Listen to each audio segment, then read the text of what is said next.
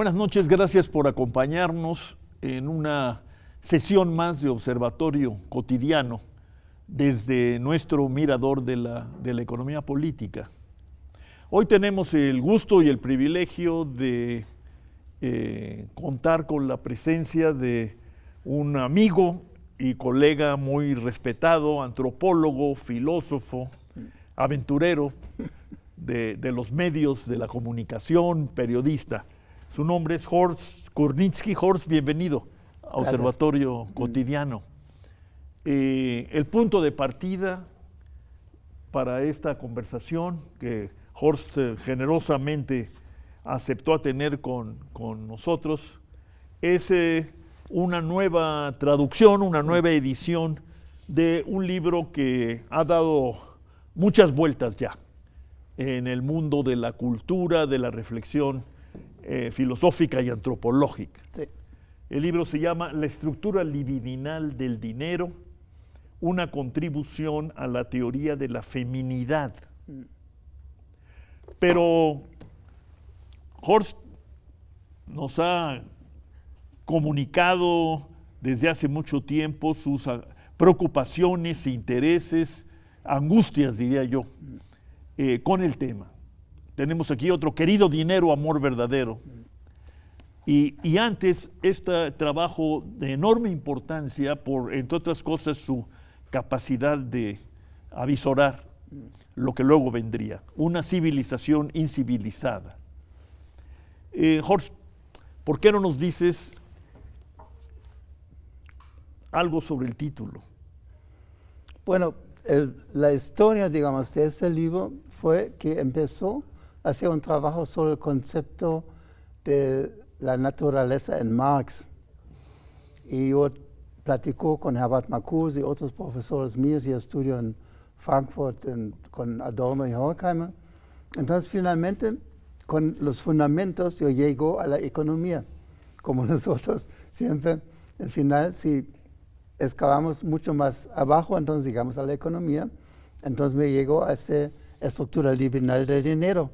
Entonces, quiere decir, este libro está basado en cierto pensamiento de Freud y Marx, por este libidinal, que tiene unos argumentos psicoanalíticos, también una crítica a Marx. En la verdad era época, cuando yo escribí este libro, había el marxismo, digamos, lo primero en todas nuestras universidades, y yo tenía unos puntos críticos. Entonces yo comienzo este libro con una crítica a un racionalismo, digamos, reducido.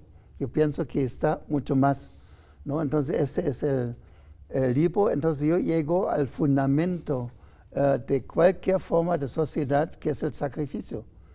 ¿Por qué? ¿Por qué el sacrificio? Porque el sacrificio es primero que no conocemos ninguna formación social que no reconoce el tabú del incesto. Esa es una forma de sacrificio también. Y de este sale esto. La otra forma es la experiencia que cada uno tiene con el nacimiento. Hablamos del trauma del nacimiento, quiere decir, cada nacimiento nos hace angustia de morir. Un amigo mío, Bolívar Echeverría, por ejemplo, tenía una operación a su corazón y con eso pusieron esas máquinas de corazón y pulmones, entonces artificial. Y él me dice, cuando la primera vez tú tienes que respirar por tu propia cuenta, piensa, ahorita te mueres, ahorita ya termina todo. Y este es una experiencia que tenemos todos con el nacimiento mismo. Cuando cada uno tiene que respirar la primera vez, es un paso a un otro mundo, un mundo de sacrificio que es nuestro mundo en cualquier sociedad. Sí, claro, los sacrificios son diferentes y las estructuras son diferentes, pero esa es la base, ¿no? Y por eso yo digo sacrificio es el tema que tenemos que analizar a qué punto. Quiere decir, nuestra sociedad misma solamente reconocemos cuando nos damos cuenta de eso, del sacrificio. Nos podemos liberar del sacrificio, porque toda la historia es un intento de liberarse del sacrificio. Pero tú llegas a decir que el sacrificio es como el eje sí. de la reproducción social. Sí. A lo largo de la historia, es decir, Sí. estás planteándonos ahí una especie de teoría de la evolución de las formaciones sociales. Sí, de formaciones sociales que van por la racionalidad. Porque todo nuestro pensamiento, nuestras medidas llegan del sacrificio. El sacrificio ha empezado el animal sacrificado y distribuido. Por eso toda la economía comienza con una forma de distribución. ¿No? Distribución como el básico, y distribución de ese sacrificio, que sea un animal. Pero hay que ir más atrás, quiere decir, el primer sacrificio fueron sacrificios humanos, que conocemos en Europa, los griegos, en Próximo Oriente y también en México. El sacrificio humano era de los proto-colombinos o los proto-españoles, aquí gente que conocía el sacrificio humano. Y de ese sacrificio humano se liberan por sustitutos. Entonces, al lugar del sacrificio humano llega un animal que conocemos en la mitología cristiana de Isaac y Abraham. Abraham quiere sacrificar a su hijo y llega una mano de Dios o un ángel que dice, no, párate, aquí es una oveja. Entonces ya comienza en el pensamiento cristiano la sustitución del sacrificio que tenemos hasta hoy día, hasta la hostia. Es una sustitución, digamos, casi desaparece. ¿Y cuál sería en este mundo de post-gran recesión, post-crisis, quién sabe si post-globalización, pero con globalización en crisis también? Bueno, ¿cuál sería el sucedáneo de esos sacrificios? Sí, mire, yo tengo que entrar a decir que globalización no está malo, es una equivocación oponerse a la globalización. Siempre había, cuando dos pueblos intercambiaron, era una globalización en su manera. Entonces, globalización no es el problema es la concentración de capitales. Entonces, la concentración de capitales que destruye el mercado. ¿No? Toda esta forma del mercado es el lugar de la democracia, de la disputación, de las primeras universidades en Grecia estaban en el mercado. Entonces, ese es el lugar de la democracia. Del intercambio, ¿no? De la comunicación. De la comunicación, del intercambio, que, por ejemplo, en el caso del mundo español, Carlos V destruyó la autonomía de los mercaderes en los pueblos en España, ¿no? Prohibió esta autonomía de elección, ¿no? En los gremios eligieron, era una protodemocracia más o menos, y puso ese centralismo, ¿no? Que era, pues, se puede decir Carlos V era el primer centralista, como posteriormente Stalin y Mao y todos estos, ¿no? Y entonces es una forma de destrucción del mercado. Cuando una fuerza superior destruye y determina todo. Eso no quiere decir que el mercado mismo necesita un marco que da la sociedad. Pero esta propuesta del mercado por encima del Estado, el mercado por encima de la sociedad misma. No, ese es el problema, que el mercado, el Estado se cambia en un inquilino del mercado y no al revés. No, el Estado da el marco al mercado, que conocemos de la historia también, esto que en el centro de las ciudades tenemos el mercado. Bueno, para regresar más, el mercado antes era el cementerio. Por eso, en el lugar del cementerio había esa distribución que teníamos en formas viejas en Europa y en partes aquí en México también, el Día de los Muertos. Cuando la gente va a los cementerios, comiendo allá, intercambiaron y todo eso, este fue el fundamento del mercado, ¿no? Y después el cementerio trasladaron afuera de la ciudad y el mercado se queda en el centro, ¿no? Tenemos la Plaza de Armas, la iglesia, el ayuntamiento y todo eso, pero eso es el central de todos los asuntos del pueblo. Y tú dirías entonces, el mercado ha acompañado a la sociedad humana desde prácticamente sus orígenes. Eso es, así es, ¿no? Digamos, protoformas del mercado. Bueno, pero entonces el tema o el problema de hoy no es el mercado. No, el problema de hoy es la libertad del mercado, quiere decir la democracia, de las gentes que están en el mercado intercambiando ideas y buscando la mejor solución. Y la otra cosa es la destrucción del mercado por la concentración de capitales. Bajo los monopolios no existe más mercado. Es solamente distribución de un monopolio. Vivimos en los grandes almacenes y todo eso, ¿no? Walmart y todo eso. En realidad, este Walmart tendencialmente destruye la economía de los países donde entra. Porque todos estos productores múltiples ya desaparecen. Como en México, por ejemplo, más o menos en la época de Salinas, la gran industria de telas de México se destruyó por la entrada de telas de Asia. Entonces los productos chinos que entraron aplastaron los productores mexicanos porque a ese precio, como los chinos no pueden producir aquí. Entonces esta es una forma de destrucción. Entonces el mercado... Pero también de recreación. También llegan, siempre es ambivalente. Siempre llegan nuevas ideas, ¿no? Y nuevas ideas de cambios también en el mismo mercado. Pero el mercado necesita dos cosas. A un lado la sociedad da un marco y a otro lado necesita una protección de la misma sociedad también, ¿no? Que la sociedad tiene que proteger al mercado para esta forma de intercambio. Estoy hablando nosotros.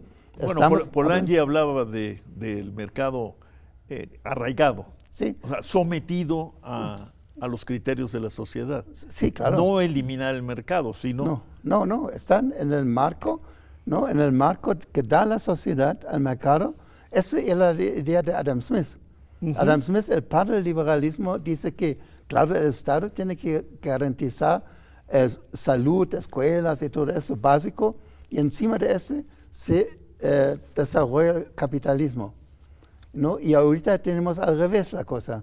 Tenemos la sociedad como inquilino de unas grandes potencias y no se puede desarrollar. No tenemos la libertad, por ejemplo. Bourdieu, un sociólogo francés, dice, el mercado también es una universidad. Está un profesor vendiendo sus ideas y los estudiantes lo compran, ¿no? Y lo distribuyen. Entonces, es un poco la idea de la universidad medieval, ¿no? Sí, claro, ¿no? Pero la idea de la universidad nueva es también una disputa, entonces una discusión para el mejor argumento. Vamos a una pausa, Horst, y continuamos. Sí.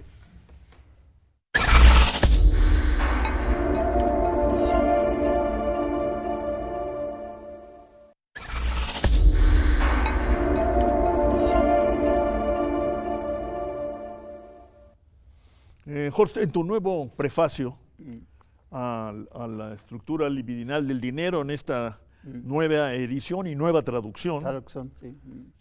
Nos dices, leo, Bueno. en el capitalismo, los servicios y el trabajo, la producción y la distribución, el mercado y las numerosas formas de relación social están determinadas por el intercambio. Con base en él se construye la sociedad como una asociación de propietarios ligados entre sí por relaciones de intercambio mediadas por el dinero. Adam Smith percibió con claridad cómo la tendencia al intercambio está fundada en la naturaleza humana. Pero más adelante nos dices que lo que fueron las reglas del culto de sacrificio para las comunidades tribales son hoy las relaciones sociales y de trabajo reguladas de la sociedad moderna. No hay un salto aquí, es una evolución. Podemos hablar de que el sacrificio queda relegado, queda abandonado, subsumido en un nuevo tipo de relaciones sociales. Bueno, el trabajo. Mira, hay que decir, el sacrificio siempre es una forma de honor. Quiere decir, en el juego de pelota de los mayas en México, por ejemplo, el Proto México, sacrificaron el equipo que ganó, no que perdió. Los ganadores son los decorados, ¿no? Tenemos también novelas, Jean Cocteau tiene una novela, Baco se llama, es también un joven que eligen como el rey de un pueblo para un día y dan todo, las comidas y todo ese tipo de cosas y después sacrifican. ese es un honor ser sacrificado. Eso tenemos en el mercado moderno también de las estrellas, ¿no? Las estrellas, por ejemplo, del cine, el de rock y todo eso, son los protos sacrificados, ¿no? A veces por su propia acción en la droga quizá, pero están sacrificados como Marilyn Monroe. Esa gente son adorados y pues sacrificados, ¿no? Esa hay que saber siempre. El sacrificio es una forma de honor social. Por ejemplo, las Olimpiadas comenzaron también con el sacrificio del ganador y después llegaron las medallas y ese tipo de cosas de cambio. Entonces, hoy día tenemos el trabajo como sacrificio que hay que dar, que la Biblia cristiana habla de eso también, ¿no? Del trabajo como sacrificio. Pero diríamos, el trabajo concreto que conocemos, Sí. ¿seguiría siendo para ti un honor? Bueno, depende mucho del trabajo. El trabajo es ambivalente también. El trabajo de un artista puede ser un placer también, no un sacrificio, ¿no? El que se sacrifica es el artista mismo, quizá, ¿no? Pero el trabajo, siempre hay que pensar que es ambivalente, que a un lado sí es que tenemos, por ejemplo, en todos esos países ex-socialistas, comunistas, tenía lleno de monumentos a trabajadores, ¿no? Y ese fue el sacrificio en estos países, ¿no? Andrzej Wajda, el cineasta polaco, tiene varias películas, El hombre del cielo y todo ese tipo. La gran promesa. Sí, pero eran sacrificios. Estos eran sacrificios, ¿no? Entonces, el más honorado era el sacrificado, ¿no? Como el atentado. O tenemos también en la antropología de antropólogos ingleses como Harrison y otros de los llamados Cambridge Ritualists que hablan sobre eso, el rey temporal que sacrificaron, ¿no? Tenemos una alta cantidad de estas pruebas de personas adoradas y pues matados. Entonces ya hay una interpretación psicoanalítica que el hijo mata al padre, todo el que conocemos este cuento, pero sí hay una ambivalencia siempre en eso, ¿no? El poder demasiado corre siempre el peligro que sea sacrificado. ¿Dónde ubicaríamos esta frase, esta proposición tuya? Hoy, la producción del dinero por medio del dinero determina todas las formas de movimiento de la sociedad. Sí.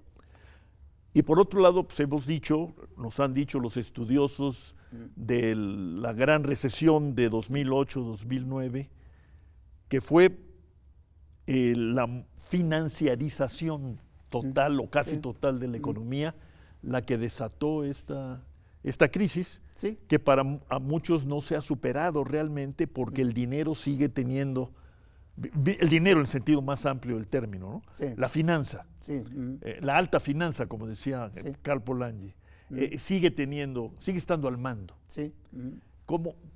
¿Qué querría decir esto en tu perspectiva, digamos, antropológica, filosófica? Que en términos económicos, cuando el dinero no se materializa en productos reales de intercambio, solamente se queda en dinero haciendo con dinero, que hacen en la bolsa, por ejemplo, o en la especulación, que hacen dinero con dinero que no entra en algo productivo, entonces pierde el contacto al piso.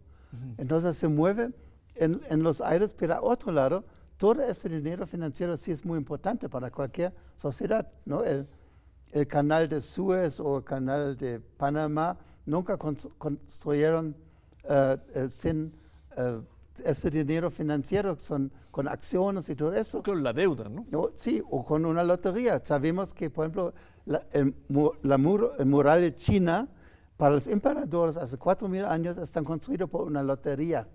Hicieron una lotería que sería una buena propuesta también para México, para este muro entre Estados Unidos y México, para una lotería. Pero ¿tú crees que el presidente Trump jugaría esa lotería?